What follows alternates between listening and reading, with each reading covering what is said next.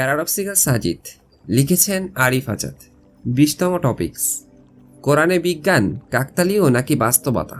দেবাশিস বলল, ধর্মগ্রন্থগুলোর মধ্যে বিজ্ঞান খোঁজা আর আমাজন জঙ্গলের রেড ইন্ডিয়ানদের মধ্যে সভ্যতা খোঁজা একই ব্যাপার, দুটোই হাস্যকর। হা হা হা। ওর কথায় অন্যরা খুব ক্ষিপ্ত হয়ে উঠল। সাকিব বলল, দেখ দেবাশিস, অন্য ধর্মগ্রন্থগুলোর ব্যাপারে জানি না, তবে আল কোরআনে এমন অনেক বৈজ্ঞানিক ফ্যাক্ট নিয়ে বলা আছে যা বিজ্ঞান অতি সম্প্রতিই জানতে পেরেছে। দেবাশিস বিদ্রুপের সুরে বলল, হ্যাঁ, এজন্যই তো মুসলমানদের কেউই নোবেল পায় না বিজ্ঞানে, সব ওই ইহুদি খ্রিস্টানরাই মেরে দেয়। এখন আবার বলিস না যেন ওইসব ইহুদি খ্রিস্টানগুলো কোরআন পড়েই এসব বের করেছে। হা হা হা। পারিসও ভাই তোরা। হা হা হা। রাকিব বলল, নভেল লাভ করার উদ্দেশ্য তো কোরআন নাজিল হয়নি, কোরআন এসেছে একটি গাইডবুক হিসাবে মানুষকে মুত্তাকি বানাতে। তো দেবাশিসের প্রশ্ন। রাকিব কিছু একটা বলতে যাচ্ছিল, ঠিক সে সময় সাজিদ বলে উঠল, আমি দেবাশিসের সাথে একমত, আমাদের উচিত না ধর্মগ্রন্থগুলোর মধ্যে বিজ্ঞান খোঁজা। সাজিদের কথা শুনে আমরা সবাই থ হয়ে গেলাম। কোথায় সে দেবাশিসকে যুক্তি আর প্রমাণ দিয়ে এক হাত নেবে তা না, উল্টো সে দেবাশিসের পক্ষেই সাফাই গাইছে। সাজিদ আবার বলতে লাগলো আরো ক্লিয়ারলি, বিজ্ঞান দিয়ে ধর্মগ্রন্থগুলোকে যাচাই করা ঠিক না, কারণ ধর্মগ্রন্থগুলো ইউনিক, পাল্টানোর সুযোগ নেই। কিন্তু বিজ্ঞান প্রতিনিয়তই পাল্টায়। বিজ্ঞান এতই ছলনাময়ী যে পৃথিবীর ইতিহাসের সবচেয়ে সেরা বিজ্ঞানী স্যার আলবার্ট আইনস্টাইনকেও তার দেওয়া মত তুলে নিয়ে ভুল স্বীকার করতে হয়েছে। দেবাশিস বলল, মানে তুই কি বলতে চাস?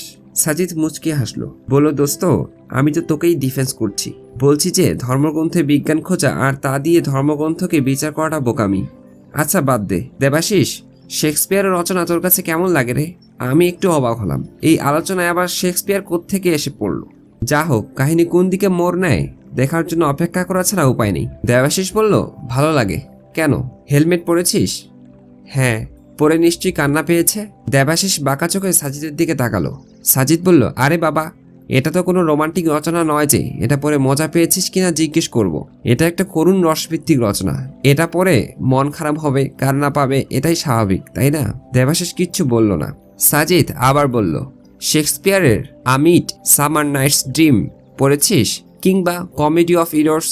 হ্যাঁ, কমেডি অফ ইরর্স পড়ে হেসে কুটি কুটি হয়েছিস, তাই না?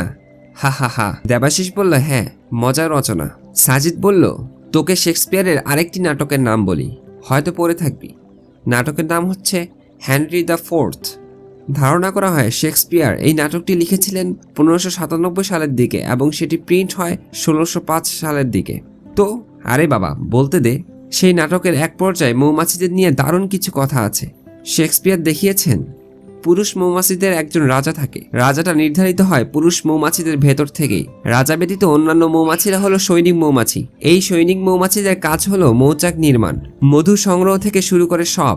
রাজার নির্দেশ মতো সৈনিক মৌমাছিরা তাদের প্রাত্যহিক কাজ শেষ করে দিনের একটি নির্দিষ্ট সময়ে রাজা মৌমাছির কাছে জবাবদিহি করে। অনেকটা প্রাচীন যুগের রাজা বাদশাহের শাসনের মতো আর কি। আমরা সবাই শেক্সপিয়ারের গল্প শুনছি, কারো মুখে কোনো কথা নেই। সাজিদ আবার শুরু করলো, চিন্তা কর, শেক্সপিয়ারের আমলেও মানুষজনের বিশ্বাস ছিল যে মৌমাছি দুই প্রকার, স্ত্রী মৌমাছি আর পুরুষ মৌমাছি। স্ত্রী মৌমাছি খালি সন্তান উৎপাদন করে আর বাদ বাকি কাজকর্ম করে পুরুষ মৌমাছিরা। সাকিব বলল, তেমনটা তো আমরাও বিশ্বাস করি এবং এটাই তো স্বাভাবিক, তাই না? হা হা হা। এরকমটাই হওয়া স্বাভাবিক ছিল, কিন্তু মৌমাছির জীবনচক্র অন্যান্য কীটপতঙ্গের তুলনায় একদম আলাদা। কি রকম? রাকিবের প্রশ্ন। সাজিদ বলল, 1973 সালে অস্ট্রেলিয়ান বিজ্ঞানী Karl von Frisch psychology of medicine বিষয়ে সফল গবেষণার জন্য চিকিৎসা বিজ্ঞানে নোবেল পুরস্কার পেয়েছেন। তার গবেষণার বিষয় ছিল মৌমাছির জীবনচক্র, অর্থাৎ মৌমাছিরা কিভাবে তাদের জীবন নির্বাহ করে।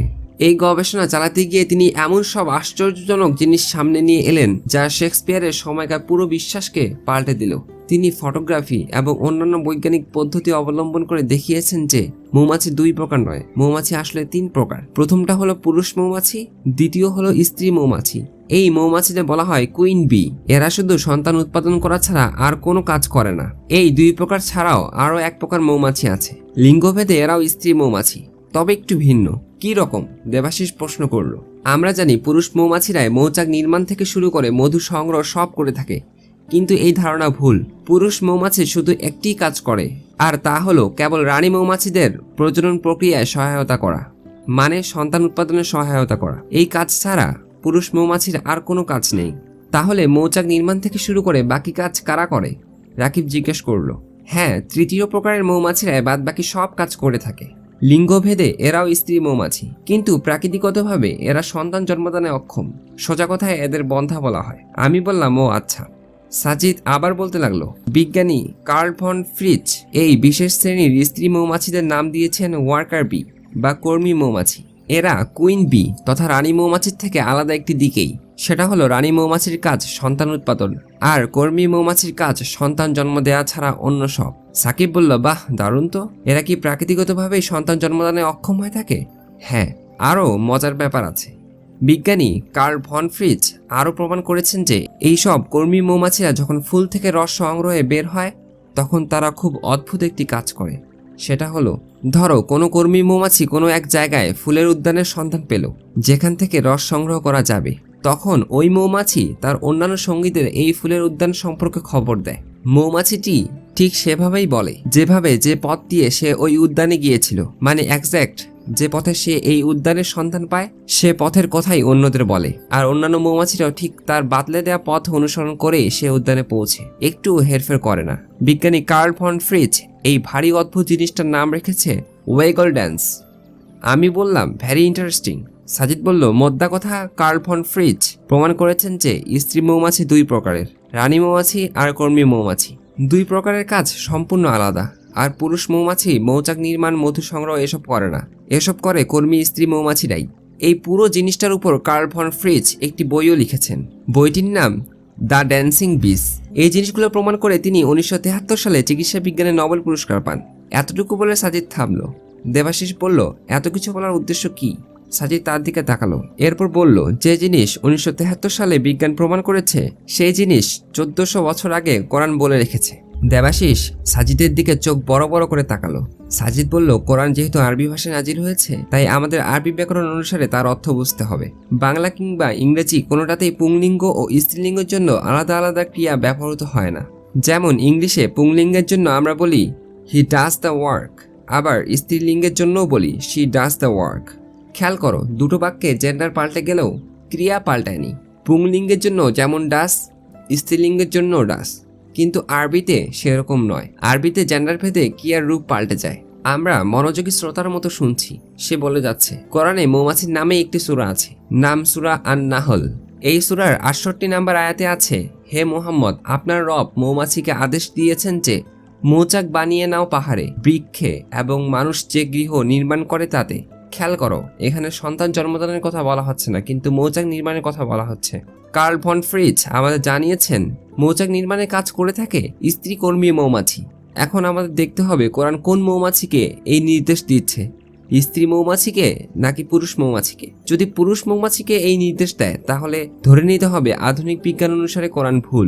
আরবি ব্যাকরণে পুরুষ মৌমাছিকে মৌচাক নির্মাণ কাজে নির্দেশ দিতে যে ক্রিয়া ব্যবহৃত হয় তা হলো ইত্তাখিজ, আর স্ত্রী মৌমাছির ক্ষেত্রে ব্যবহৃত হয় ইত্তাখিজি।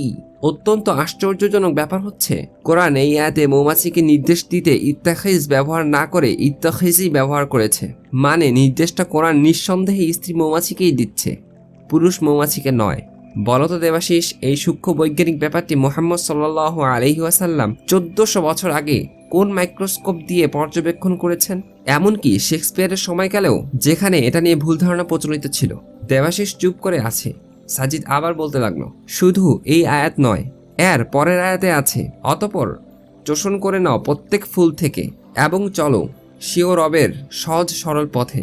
চোষণ বা পান করার ক্ষেত্রে আরবিতে পুংলিঙ্গের জন্য ব্যবহৃত হয় কল শব্দ এবং স্ত্রীলিঙ্গের জন্য ব্যবহৃত হয় কলি। কোরআন এখানে কল ব্যবহার না করে কলি ব্যবহার করেছে।